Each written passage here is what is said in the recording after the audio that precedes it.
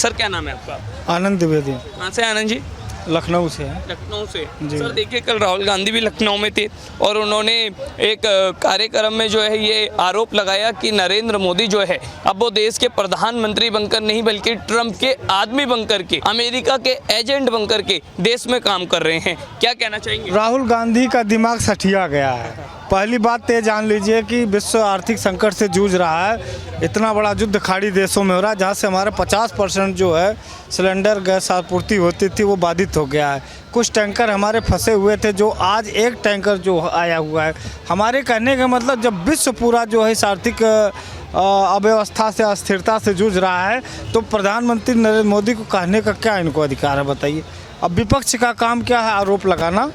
लेकिन रह गई बात यह है आपूर्ति बाधित जरूर हुई है लेकिन इतना बड़ा वो नहीं है इशू बना करके इसको दुष्प्रचार किया जाए।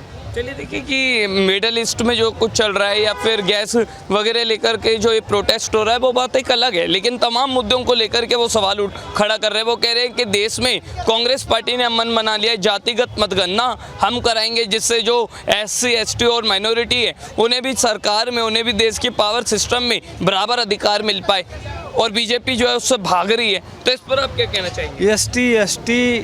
ST OBC ये मुद्दा लेके चाहे विपक्ष हो चाहे सत्ता पक्ष हो जो लेके चल रहा है इससे कितना भला हुआ? कब तक जो है शोषित पीड़ित वंचित अंचित करके आप जो है इनके अधिकारों के नाम पे अपना जो है नोट भरने का काम करेंगे? अरे उनको सचमुच न्याय मिलना चाहिए। न्याय कहाँ मिल रहा है बताइए आप? अंतिम पायदान पे बैठा हुआ व्यक्ति आज भी बेरोजगारी, महंगाई और जो है भ्रष्टाचार सब पे जो है असंतुष्ट है। अंतिम पायदान पे बैठा हुआ उसको आवास नहीं मिल रहा है। तो हमारे कहने का मतलब ये कहने की बात है कि हम अंतिम पायदान की लड़ाई लड़ रहे हैं, आप अपनी जेब की लड़ाई लड़ रहे हैं। और सचमुच नेता अगर जो है तो चड्ढा जी हैं, देखिए देश की बात कर रहे हैं, आम पब्लिक की बात कर रहे हैं, राघव चड्ढा जी सबकी बात कर रहे हैं। भाई रेलवे ने आपने वो दिया है, रेलवे में आप किराया देते हो, भेड़ बकरियों जैसा ठूस के आप जा रहे हो। उन्होंने ठीक कहा कि मतलब इसके लिए सुविधा क्या होनी चाहिए। तो जनहित के मुद्दा को चाहे पक्ष हो चाहे विपक्ष हो उसको उठाना चाहिए और जनता के बीच की बात करनी चाहिए। लेकिन सर हम देख रहे हैं कि जिस तरीके से राहुल गांधी कह रहे हैं कि यूपी के 100 लोग हमें मिल जाए और वो ये कह रहे हैं कि हम मर मिटने के लिए तैयार हैं, तो वो राहुल गांधी के साथ चल पड़ेंगे और हमें फिर हजारों लोगों की ज़रूरत नहीं। यूपी जो है वो कांग्रेस ही विकसित कर सकती है। कांग्रेस जब तक ब्लॉक स्तर पे बूथ स्तर पे इनके कार्यकर्ता नहीं है तब तक कैसे कांग्रेस खड़ी हो पाएगी? इनको संगठन बनाना चाहिए। संगठन बना करके जब चुनाव आता है तब राहुल गांधी आगे खड़े हो जाते हैं। हमारे ख्याल पहले से संगठन का विकास हुआ, ब्लॉक स्तर पे बूथ स्तर पे गांव स्तर पे इनके कार्यकर्ता है ही नहीं है तो संगठन कहाँ से 100 आदमी कैसे खड़े कर लेंगे? सारी बूथ कमेटियाँ इनकी ध्वस्त हैं, सेवा दल ध्वस्त है और जो ब्लॉक अध्यक्ष ध्वस्त है, कोऑर्डिनेटर ध्वस्त है। कहाँ से तुम आप जो है 100 आदमी खड़े कर पाओगे? आपका क्या नाम है? राहुल कुमार पांडे। राहुल जी आप कहाँ से? लखनऊ। लखनऊ से ही। सर देखिए कल राहुल गांधी लखनऊ में थे और उन्होंने एक बड़ा जो PM मोदी पर आरोप लगा। उन्होंने बोला कि PM मोदी उनसे इतना डरते हैं कि आंखों से आंख भी नहीं मिला सकते। राहुल गांधी ने ये आरोप लगाया। किससे? राहुल गांधी से डरते हैं मोदी और आंख से आंख नहीं मिला सकते। नहीं, देखिए जो परिवार का मुखिया होता है उसके ऊपर बहुत बड़ी जिम्मेदारियां होती हैं। तो जब इंसान जिम्मेदारियों का निर्वहन करता है ना तो तमाम लोग सारी बातें करते हैं, उसमें ध्यान नहीं देने की ज़रूरत है। राहुल जी जिस दिन सत्ता पाएंगे और पाएंगे उस दिन उनको मालूम चलेगा कि कैसे किराएदार है निभाया जाता है। जिस फिल्मों का किराएदार निभाया जाता है वैसे रियल में 150 करोड़ जनता के साथ आदरणीय प्रधानमंत्री जी का जो कुछ भी शेड्यूल है, जो कुछ भी योजनाएं हैं वो जिस तरह से विकसित कर रहे हैं तो देखिए बोलने वाले बहुत कुछ बोलते रहेंगे, मगर इस पर ध्यान नहीं देने की ज़रूरत है। आगे क्या होगा जनता तय करेगी। सर आपका क्या नाम है? मेरा नाम है जी महाजन हूँ मैं। और क्या करते हैं आप सर? मैं रिटायर्ड हूँ। रिटायर्ड। हाँ। सर देखिए कल राहुल गांधी लखनऊ में एक कार्यक्रम को संबोधित कर रहे थे और उन्होंने कहा कि अब PM मोदी उनसे इतना डरते हैं कि वो आँख से आँख भी नहीं मिला सकते। इस पर आप क्या कहना चाहेंगे? और ये जो कबूतर होता है ना तो वो देखता है कि भाई बिल्ली सामने आई है तो आंखें बंद कर लेता है। वो कहता है कि भाई अब मैं कबूतर को नहीं मैं बिल्ली को नहीं देख सकता इसलिए बिल्ली मुझे नहीं देख सकती और बिल्ली कबूतर को खा जाती है। यही हालत है। वो कहता है कि प्राइम मिनिस्टर मुझसे डरते हैं, आने वाले टाइम में देखना मोदी जी क्या करते हैं। वो मतलब राहुल गांधी बिल्कुल ख़त्म हो जाएगा, ये उसका लास्ट टाइम है और उसके बाद बस यहाँ पर मोदी मोदी होगा। जी, लेकिन वो तो कह रहे हैं सर नरेंद्र मोदी जो है पीएम साहब, उनकी साइकोलॉजी खत्म हो चुकी है, वो ट्रम्प के आदमी बनकर के देश में वो काम कर रहे हैं। जो खुद साइकेट्रिस्ट के पास जाता हो, जो खुद गोलियां खाता हो, वो किसी को कैसे कह सकता है कि वो जिसकी गड़बड़ हो चुकी है। तो उनका तो अपना जो है दिमाग गड़बड़ है। सर वो कह रहे हैं कि आज बीजेपी विकसित भारत की जगह पूरे देश में नफरत फैलाने का, केरोसिन छिड़कने का काम कर रही है। आप इंडिया को कंपेयर करो पिछले 10 साल से 15 साल से, इंडिया की जीडीपी कहाँ जा रही है, इंडिया की इकोनॉमी कहाँ जा रही है, इंडिया तीसरे नंबर पे चौथे नंबर पे पहुंच गया है, इंडिया कहाँ विकास पे पहुंच गया है, इंडिया में इन्फ्लेशन कितनी है, इंडिया में कितने लोग गरीबी से ऊपर उठ गए, इंडिया के हाईवेज देख लो, इंडिया में फैक्ट्रीज देख लो, इंडिया में क्रूड, इंडिया में रिफाइनरीज देख लो।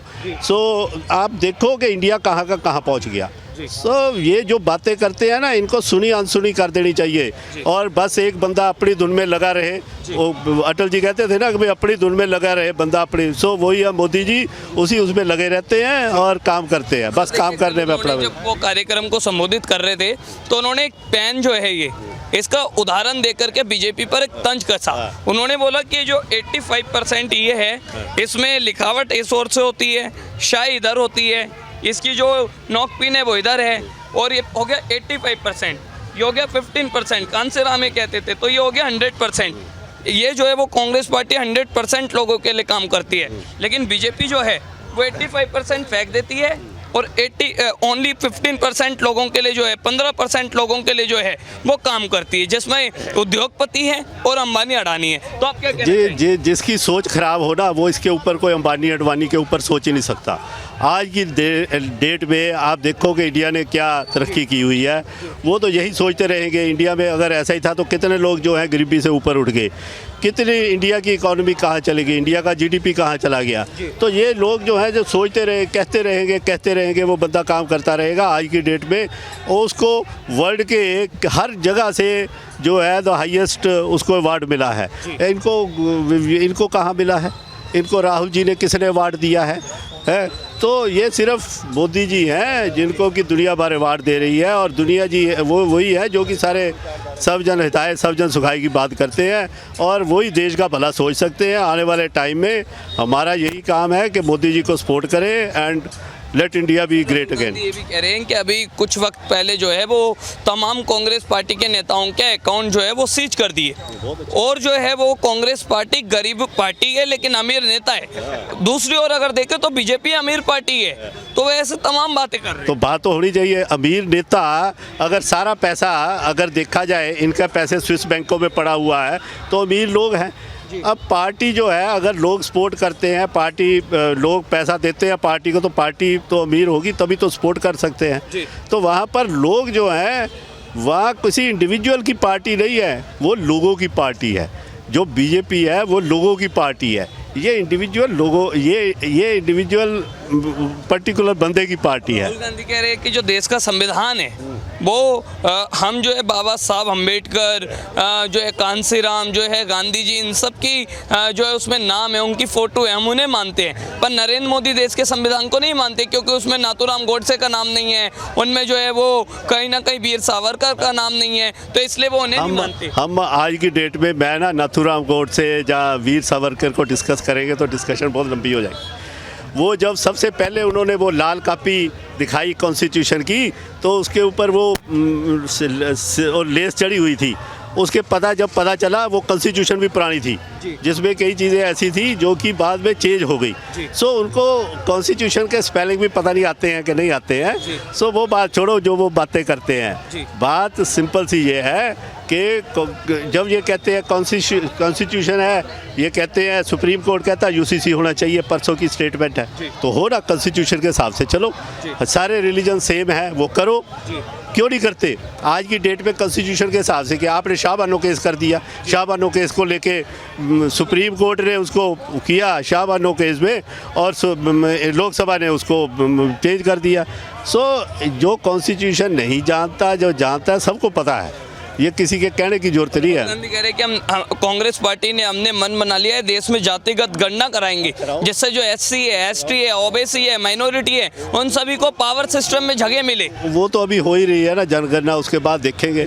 अभी वो तो उनको ही पता होना चाहिए। अगर यही था तो उनके टाइम में 2014 में उनके कितने बंदे थे जो उस लेवल पर आए हुए, आज कितने सेक्रेटरीज हैं। ऐसा तो है नहीं कि ओवरनाइट सेक्रेटरी बन जाता है, ओवर द टाइम बनते हैं। तो 2014 में कितने बंदे थे उस लेवल पर जो कि सेक्रेटरी बने, थे ही नहीं।